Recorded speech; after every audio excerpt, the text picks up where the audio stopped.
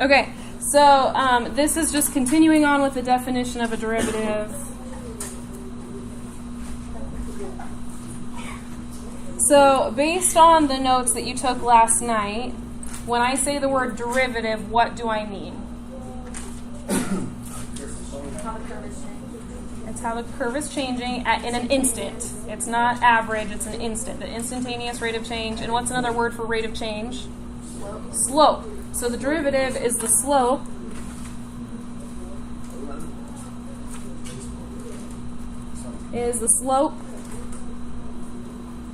of the curve at a specific point.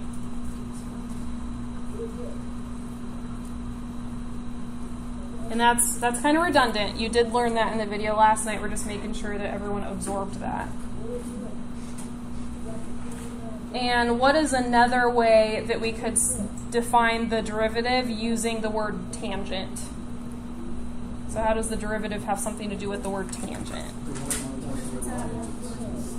It's the slope of the tangent line, okay? So we're finding a slope at that individual point, and the line that goes through that point and has that slope is called the tangent line, okay? So the derivative is also known as the slope of the tangent line.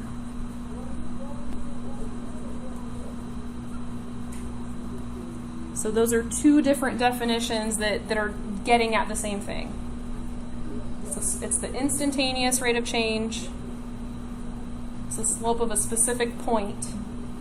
Or you could say it's the slope of the tangent line, because the tangent line is the line that goes through just that one point. Okay, so it's the slope right there. All right, so the slope comes from the slope formula, so that kind of makes sense.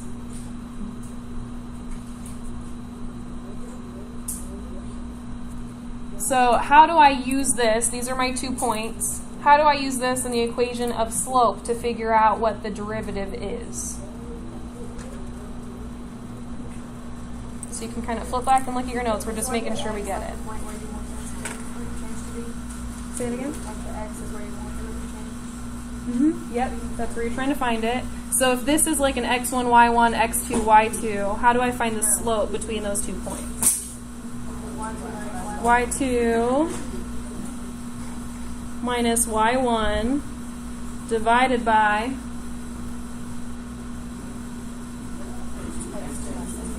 x2 minus x1. And what do we see happens on the bottom? The x's cancel. So we're going to go ahead and say, all right, overall, if I have f of x plus h minus f of x divided by h, that's going to help me find the instantaneous rate of change. It's going to help me find that slope. And do you remember from the video what we want to happen to that h value? Not cancel quite, a different word. We want it to go away. How do we want it to go away? We want it to get smaller and smaller and smaller and smaller, because the h describes how far. It's like you're taking 2 different points, and as those points get closer and closer and closer together, they get closer to being just like one individual point, and then we have that instantaneous rate of change, right? Because as long as we have 2 points, we don't have an instantaneous rate of change, we have an average rate of change. That's just whatever the slope is between those 2 points. So our goal is to make this h value get closer and closer to 0, and that's where we do the part where we say the limit as h approaches 0 of this stuff is what's going to give us our slope. So last unit, when we talked about limits, we were talking about y-coordinates, what the y-coordinates seem to be. And now that we're talking about derivatives and we're using limits to define a derivative, now we're saying this limit is going to end up equaling a slope of a line. So we're defining it a little bit differently. We're going to use what we learned last unit and say, but now instead of talking about a y-coordinate, I'm talking about a slope. I'm talking about an instantaneous rate of change. And we're going to use the limit because we're going to say as h gets closer and closer and closer to 0. So it allows us to take some of the stuff we used last unit and move on from that and do things that are a little bit more difficult in math. Okay, there's another form of the same thing. So I'm going to go ahead and put a box around this because this is like a formula that we're going to use. So this is something that we want in our heads.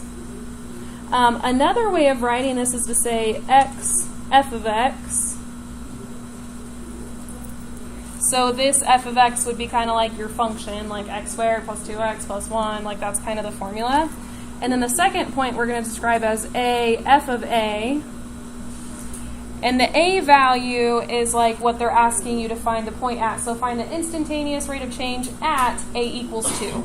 So that's them giving you a specific number. We want to find the slope at this specific number.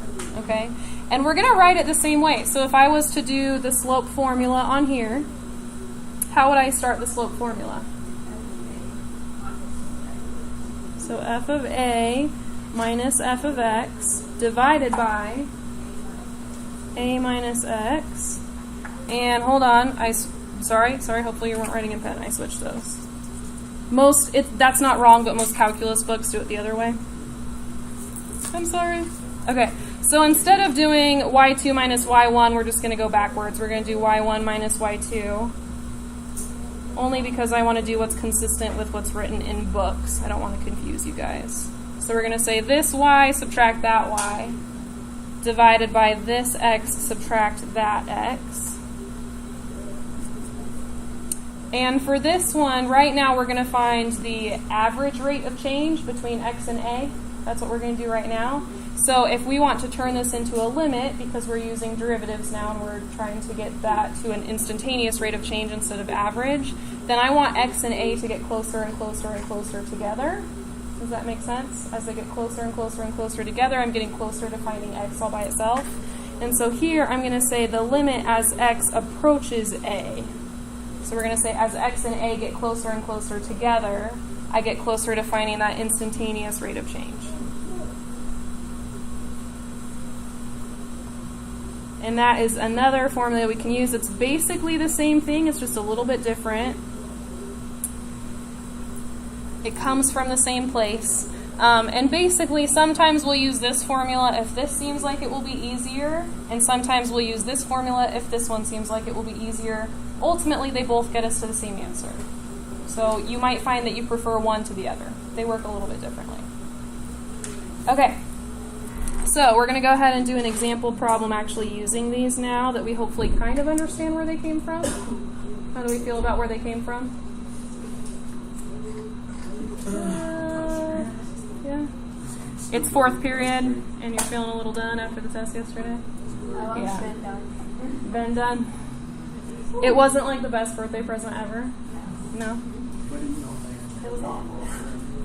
All right, so for the example, go ahead and write, find the slope of the tangent line.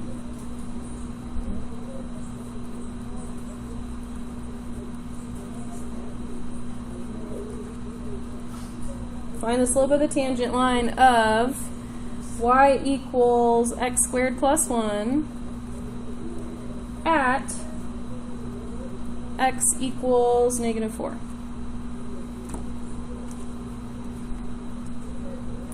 So when they say find the slope of the tangent line, they could have been saying find the derivative. That's another way they could have phrased the exact same problem and you would have done the same process. All right. So find the slope of the tangent line right here. All right. Do you guys have a preference? Anyone? Which one do we want to try? Probably the first one. The first one? Okay. So first, I'm going to say that my f of x plus h is going to turn into f of negative 4 plus h because I know that negative 4 is the value that I'm using instead of x. Does that make sense? So f of x plus h is going to turn into negative 4 plus h. So that means that I'm going to write my equation as negative 4 plus h squared plus 1. So negative 4 plus h squared plus 1. Okay. Does that feel comfortable? We understand where that came from? Okay. And then our f of x, since we're plugging in negative 4, that's just going to be f of negative 4. And so for the equation we're using, that means we're going to do negative 4 squared plus 1.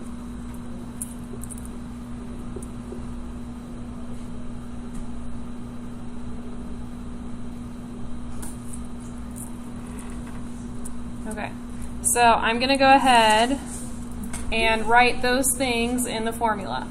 So we said the limit as h goes to 0. And then it says f of x plus h, and that was this part right here. So I'm going to go ahead and write this part.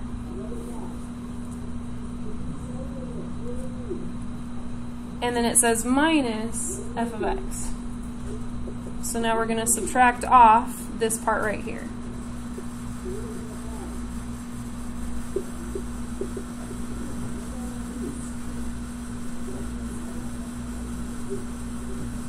And that whole thing is being divided by h.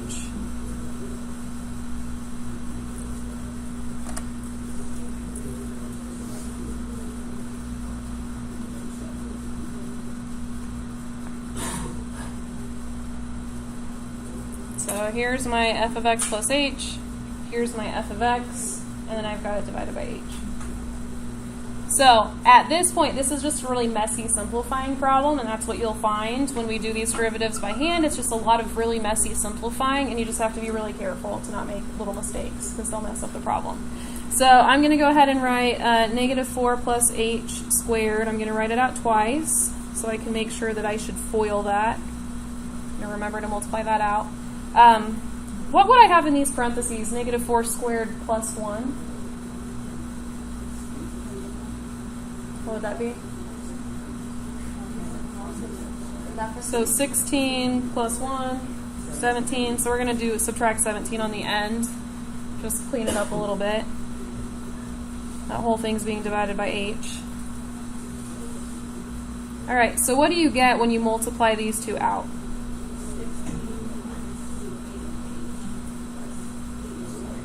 Okay, and then we have a positive 1 and a negative 17.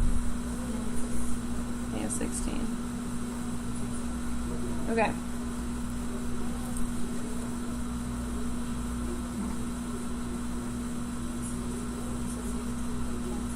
Yeah, so the 16s can cancel.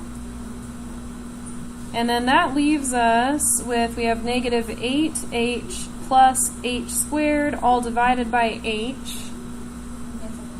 Yeah, there's a lot of h's happening in there. So we can take out an h as long as we take out an h from literally everything. So I'm going to take out that h, take out one here, and take out that one on the bottom.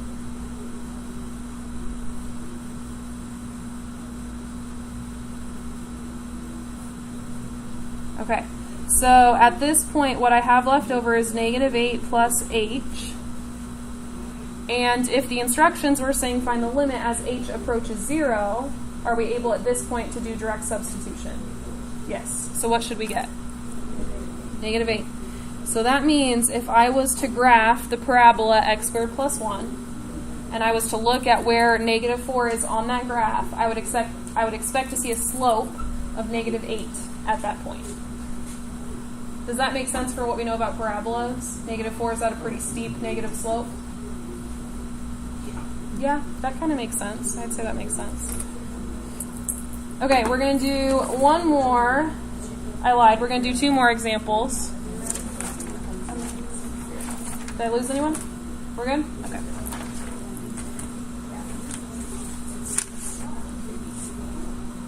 All right, here's another example. Write the equation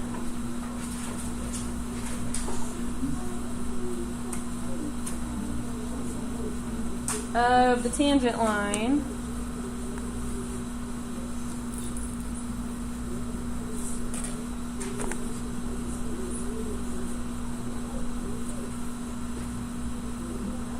to f of x equals x squared minus 8x plus 9 at the point 3, negative 6.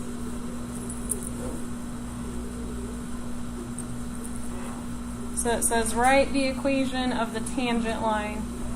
What are the 2 pieces of information that you need to write the equation of a line? You need a slope and you need a point, okay? So to write the equation of a line, we need the point, which we have. We have the point 3, negative 6. And we also need a slope. And what is the process that we use for finding the slope of a tangent line? What's the calculus word for that? The slope of a tangent line. What's the calculus? Derivative. Derivative is the calculus word for that. Okay, so that means we're going to find the derivative right here at the x value of 3.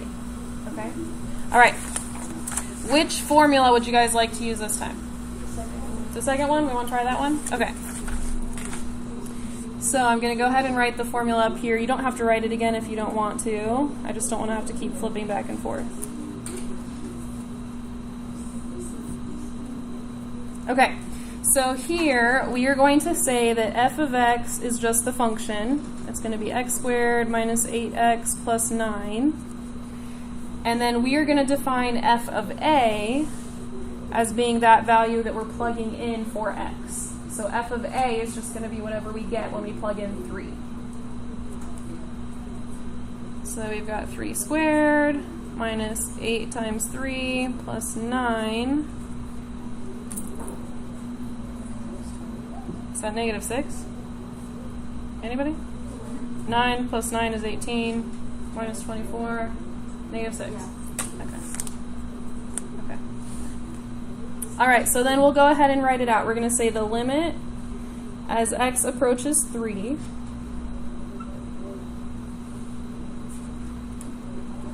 And then on the top, some of you guys are so squinty. Sorry about that. On the top, we're going to have f of x, which is x squared minus 8x plus 9. And then we have minus f of a. So then we've got minus negative 6.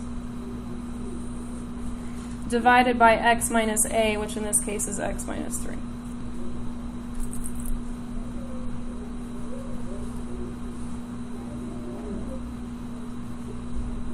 Are we tracking? We're okay so far? So definitely different than the process we did before, even though we're using a formula that's very similar. Okay. So I can go ahead and say that this is actually x squared minus 8x plus what?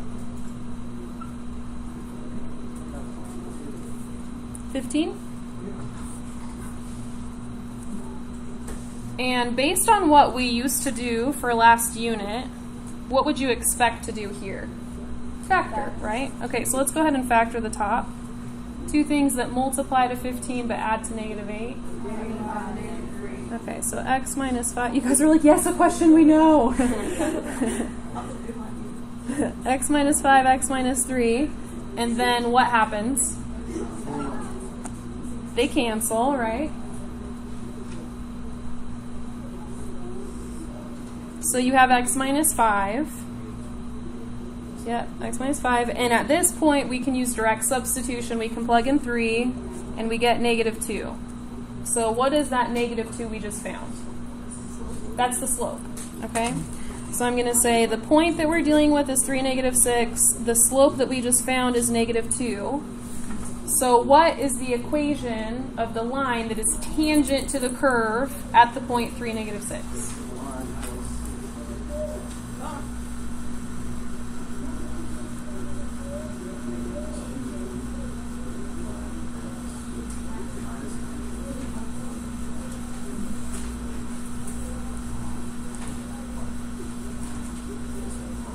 Okay. How are our brains doing? Brains are okay? Woo.